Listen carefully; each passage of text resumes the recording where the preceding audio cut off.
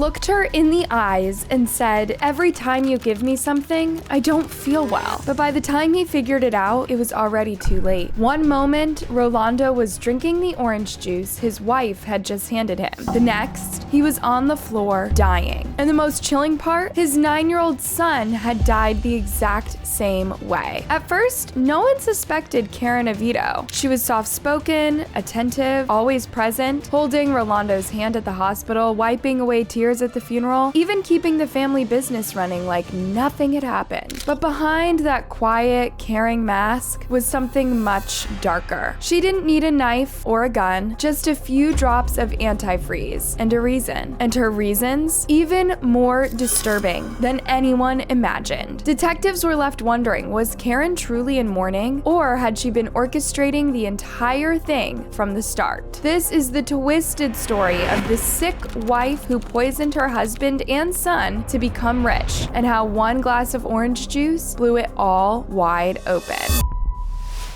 She acted concerned when her husband started vomiting and gasping for air, but deep down, she knew exactly what she had done. But let's rewind, because long before that day, people in Guaymalan, a quiet part of the Mendoza province in Argentina, had already started noticing that something about Karen Oviedo didn't sit right. Not anything obvious, nothing you could call the police about, just little things. Because like many monsters, Karen didn't look the part. In fact, she had grown up in that very town. People thought she was harmless. She smiled and talked with everyone and even painted a customer window by hand. But those little details, that's how she played the long game. When she met Rolando Angel Aquino in 2016, everyone cheered them on. Rolando was the handsome newcomer from Bolivia, quiet, hardworking. Karen was the hometown girl with a big heart and even bigger dreams. Together, they opened a small store out of their home, and within no time, they became a local power couple. But here's the thing, when someone seems too perfect, that's usually your first red flag. And Karen had a bunch of them. Like the time Rolando caught her in the car with another man. Not rumors, he literally caught them. He was furious, tore the inside of the car apart, but then he forgave her. She cried and said all the right things, and they moved on, at least on the outside. But to everyone else, they still looked like a couple who could survive anything. Rolando himself was a hardworking father of 2 sons from a previous relationship. He loved football, stayed fit, and was known for his kindness. He kept in close contact with the mothers of his kids and was present in their lives. Karen had 2 daughters of her own, but her relationship history was a lot messier. One of her exes, not even kidding, straight up disappeared, left the country, switched buses multiple times so no one could find him. He later claimed it was because of financial issues, but come on, that kind of exit? That is not just about money. Looking back now, the red flags were there. The cheating, the ghosted ex, the way she could flip from drama to everything's fine without missing a beat. But at the same time, no one, not even Rolando, realized that behind Karen's smile was something dangerous, something calculating. And soon, someone completely innocent was going to pay the ultimate price.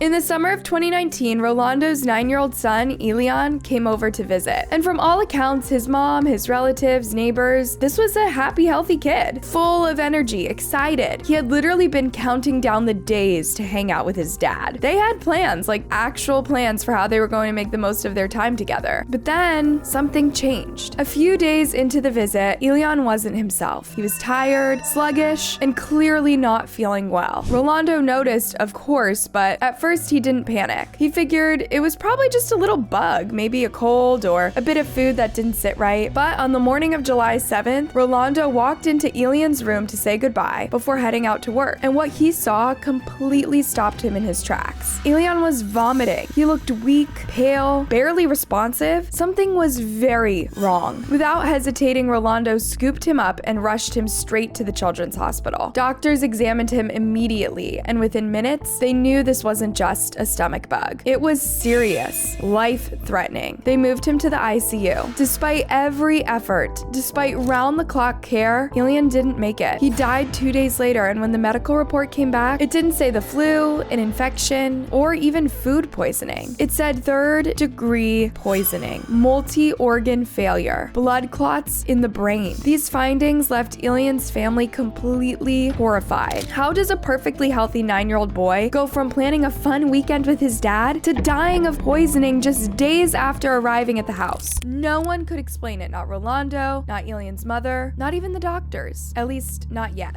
The hospital recommended a full forensic autopsy to figure out what exactly had happened. But Elian's mother and grandmother were just too devastated. They said no. They were in shock, and honestly, who could blame them? But here's where it gets a little weird. Karen suggested they cremate the body. Now, that might sound like a practical idea in the moment of grief, but to Elian's mom, it felt off. She could not explain it, but something about it just didn't sit right. She refused. She wanted her son buried somewhere she could visit him, leave flowers, talk to him. She needed that connection, that closure. Meanwhile, Rolando was falling apart. This wasn't just a tragic accident, this was his child, his youngest, and he had died right there under his roof. Suddenly, painfully, without warning, he was shattered. And through all of it, the grief, the sadness, the funeral, the impossible questions, Karen was right there by his side. She handled everything, his food, his store, even his phone, and no one questioned it. And after 16 long months, Rolando was finally beginning to smile again. Slowly, he was healing. And the woman who had held him through it all, he believed she was the reason he was still standing. So he proposed, and Karen said yes. To Rolando, it probably felt like life had given him a second chance. Love, stability, and a fresh start. But what he didn't know was that by marrying her, he had just signed his death sentence.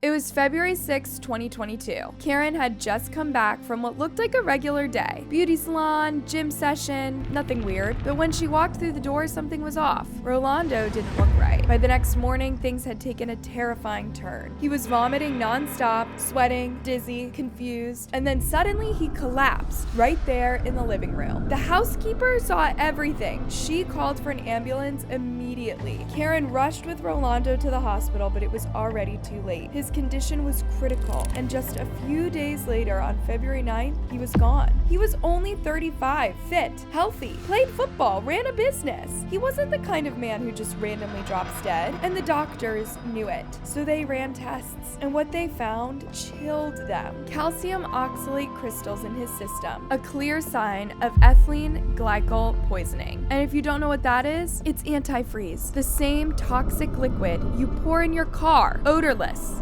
slightly sweet, and deadly, even in small doses. There was no way this happened by accident. Someone had poisoned Rolando on purpose, and from that moment on, everything started to unravel. Authorities launched a full-blown criminal investigation, and naturally they turned to Karen, the wife, the last person to see him alive. Karen told investigators that Rolando had ordered some drops online, a skin product from their Mercado Libre. She said they both had spots and were using it together. But according to her, he took more than she did. But when detectives asked her the exact name of the medicine, she suddenly couldn't remember. And when they asked to see the bottles, she claimed the housekeeper had already thrown them away. That's when the detectives paid the housekeeper a visit. And what she said next would blow the case wide open. She flat out denied ever throwing anything away. And then she dropped a bombshell. She told the police that she had personally seen Karen mix a strange substance into some orange juice and force Rolando to drink it. Worse, Rolando knew something was wrong. The housekeeper remembered him saying, "Every time you give me something, I don't feel well." But Karen, cold as ever, brushed it off, telling him he was just being paranoid. According to the housekeeper, Rolando drank the juice, started vomiting almost immediately, and then stormed out of the house. She never saw him again. But here's where things get even darker, because it wasn't just the housekeeper who noticed something strange. Neighbors started coming forward too, and what they told detectives made the entire case feel even more sinister. They said they'd seen Karen force feeding Rolando some kind of medication more than once. And one neighbor made a claim that sent a chill through investigators. They said Karen didn't just drug Rolando. She'd also sedated her own daughters just so she could sneak off to parties without anyone noticing. At first, police thought that this case was about a marriage go wrong, but as they kept digging, what they found went far beyond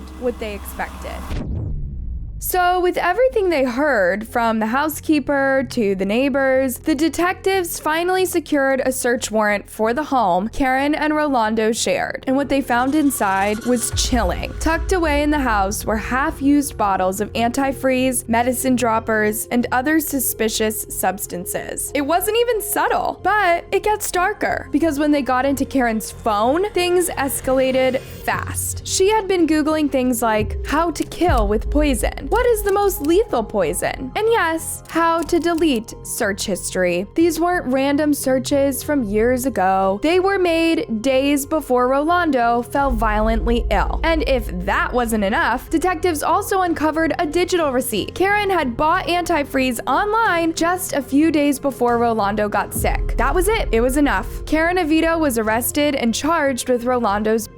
But just when everyone thought that the case had reached its final chapter, another bombshell dropped. Relatives came forward with a quiet suspicion they had been holding on to for years. They didn't just think Karen poisoned Rolando. They believed she had also killed his 9-year-old son, Elian. Detectives immediately reopened the case, and what they uncovered backed up every suspicion. Elian had been perfectly healthy before he visited his dad in 2019, but after just a few days, he was dead. At the time, doctors called it acute poisoning, but no one could figure out how or why. But now, with new suspicions, police reran the tests, and the results were horrifying. Just like Rolando, Elian had ethylene glycol in his system. The same poison, the same pattern. Investigators checked purchase records again, and sure enough, Karen had bought antifreeze on July 2nd, 2019, right before Elian arrived at their home. And now everyone is asking, was the son even the first victim? Because what detectives heard next changed everything. Rolando's own brother came forward and told them that during a casual visit, Karen had offered him a glass of orange juice too. He drank it, and almost immediately he got sick. That was the moment everything clicked. Same poison, same method, same drink. On March 4th, 2022, prosecutor Claudia Rios officially filed new aggravated murder charges against Karen, this time for poisoning and death of Elian. The puzzle was finally coming together, but the question still remained. Why? What could possibly make a woman poison a child and the man she claimed to love? When the trial finally began, all eyes were on the courtroom. The prosecution laid it out clearly for the jury. Karen Avito had poisoned both Elian and Rolando using the exact same deadly method: ethylene glycol mixed into a glass of orange juice. A sweet, harmless-looking drink that turned out to be a death sentence. But the defense wasn't going down without a fight. They pushed back hard, trying to flip the narrative entirely. They painted Rolando as aggressive, even abusive, and claimed that Karen was the real victim here, trapped in a toxic relationship. At one point, they even implied that Rolando may have wanted to take his own life. They argued, why would she kill him? If Karen had a problem with Rolando, she could have just packed her things and left, or asked him to. And when it came to Elian, they went straight for doubt, asking the jury, what possible reason would Karen have to poison a child? She had no motive, no clear gain. In fact, they pointed out that the house, the car, the business, everything was already in her name. She didn't need to kill anyone. Then they turned to the antifreeze evidence, claiming that it was possible Rolando himself made the purchase. Maybe he even hacked into Karen's online account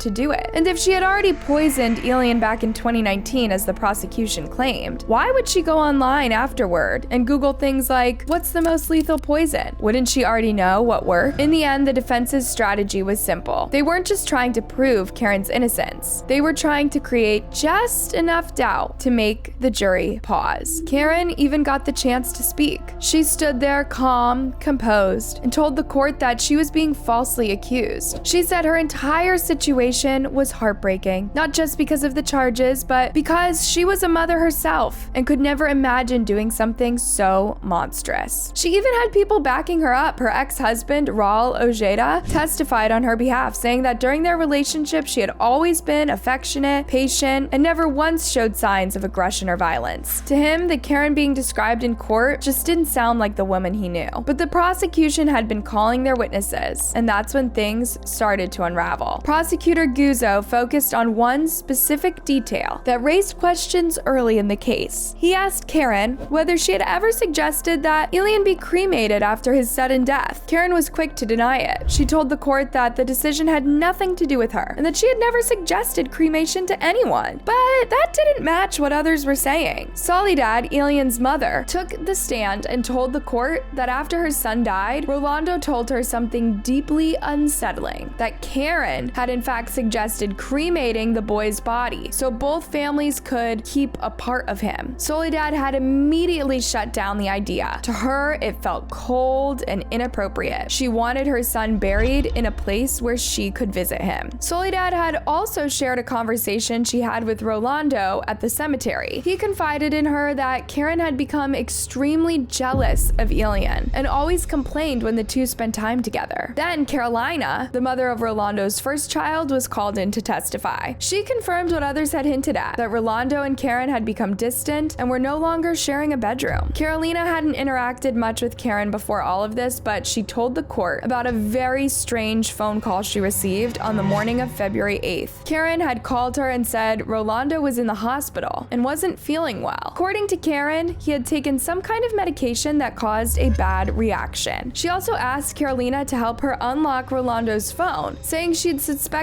he might be talking to another woman. That immediately made Carolina suspicious. She had seen Rolando just a few days earlier, and he had seemed completely fine, no signs of illness, no complaints. Carolina rushed to the hospital to find out what was going on, but when she arrived, Karen was already with the doctors, and Carolina wasn't allowed inside. She waited outside, unsure of what to believe. Later, when Karen came out, she told Carolina that no one else was there and that everyone had already left. But something didn't feel right. Carolina pushed for answers and went straight to the hospital staff. That's when she learned the truth. Rolando had already lost consciousness and was in critical condition. He wasn't just unwell, he was unresponsive and dying. When Carolina questioned Karen again, she claimed Rolando had taken some skin medication and had a severe allergic reaction. She also said the bottle of medicine was no longer around because the housekeeper had thrown it away, the same excuse she'd given investigators. By the time all these witnesses had testified, the story Karen had so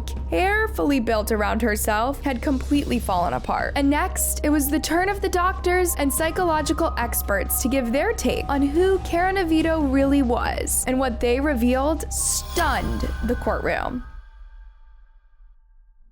The most unsettling testimony came from the psychological experts who had evaluated Karen at the request of the prosecution. The jury was presented with the results of a psychological assessment that painted a very different picture from the calm, grieving woman Karen had tried to portray. According to the examiners, Karen had deliberately lied and concealed the truth throughout the investigation. She was described as someone who worked hard to project the image of a decent, composed person, but underneath that facade, the experts saw someone cold, emotionally detached, and manipulative. One of the most disturbing findings was a psychological evaluation that had been conducted right after Rolando's death, and yet it showed no signs of emotional distress or trauma related to the loss of her husband. Not even a flicker of genuine grief. Instead, the experts described Karen as self-centered, calculated, and emotionally flat. They identified signs of latent hostility, impulsive behavior, and a striking lack of empathy. These weren't the traits of a woman who simply snapped. These were the traits of someone capable of premeditated cruelty. The prosecutor closed with a powerful argument. He reminded the jury that Karen had purchased ethylene glycol in cold blood, carefully disguised it in orange juice, and then watched as two people who trusted her, her partner and his child, suffered and died. And she did nothing. After weeks of emotional testimony, damning evidence, and expert analysis, it was finally time for the jury to decide. And when they returned with their verdict, they did not hesitate. Karen Oviedo was found guilty on all counts. She was convicted of